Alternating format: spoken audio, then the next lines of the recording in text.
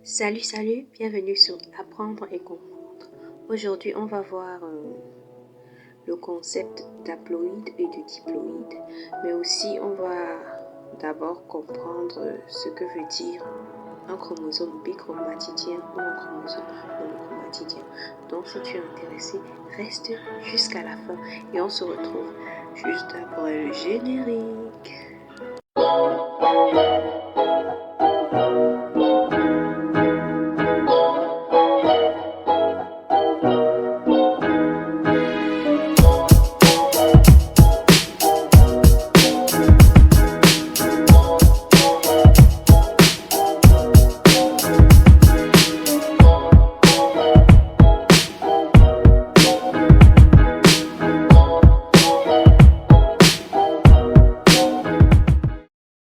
Bon, voilà, nous y sommes. Il faudrait déjà que tu saches que un chromosome est constitué de deux chromatides ou d'un chromatide. Ici, on a par exemple deux chromatides, un chromosome avec deux chromatides et un autre avec deux chromatides. Les deux forment une paire. Là, nous avons la première paire, ici la deuxième et là la troisième. Ce sont des chromosomes homologues. Ils ont la même taille, la même forme et les mêmes gènes. Donc là, il y a deux chromatides. Deux chromatides. L'autre également a deux chromatides, etc. pour les autres.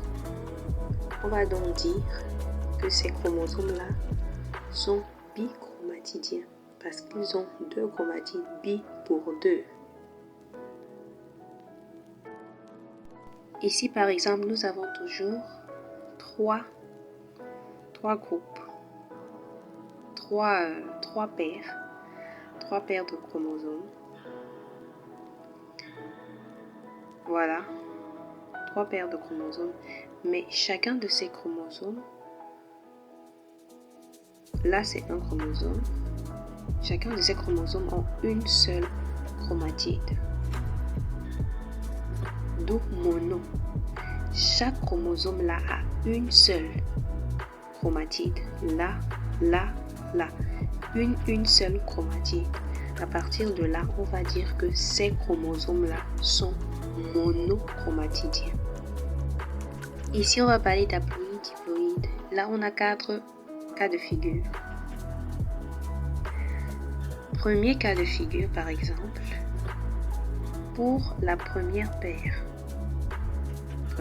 On a deux chromosomes. Pour la troisième, deux chromosomes. La deuxième également, deux chromosomes. C'est pour ça qu'on va dire que c'est diploïde. Parce que pour une paire, on a deux chromosomes. Comme une paire de chaussures avec deux pieds. On va donc dire que c'est diploïde. Et puisque chaque chromosome a deux chromatides, on va dire que c'est diploïde bichromatidien. Le deuxième cas de figure, on a toujours pour une paire deux chromosomes. Chaque paire a deux chromosomes. On va donc dire que ces chromosomes, c'est diploïde. La cellule est diploïde. Mais puisque chaque chromosome a une seule chromatide, on va dire qu'elle est monochromatidienne. Donc on a diploïde monochromatidienne. Une seule chromatide. Dans le troisième cas de figure, on a toujours trois paires, mais un seul chromosome par paire. C'est comme si tu perdais un pied un pied d'une paire de chaussures. Pour chaque paire, il y a seulement un seul chromosome. À partir de là, on va dire qu'il y a haploïdique. La cellule est haploïde parce qu'il y a un seul représentant de chromosome par paire.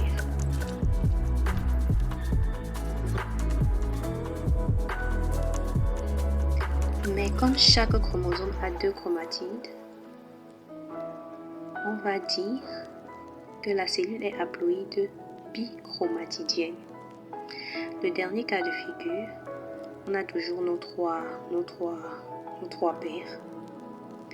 Mais là, avec nos 3 chromosomes, un seul représentant par paire, on a toujours un chromosome par paire.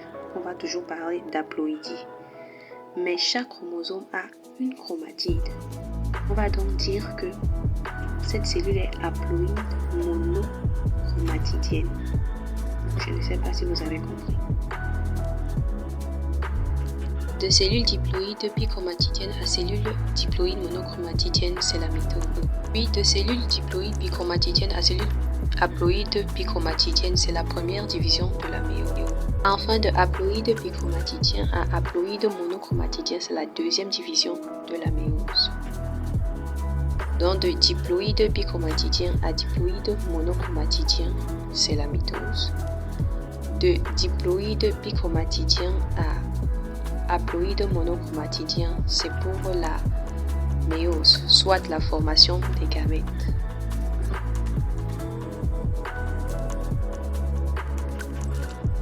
Prends le temps de réviser tout ça et on se retrouve à la prochaine vidéo.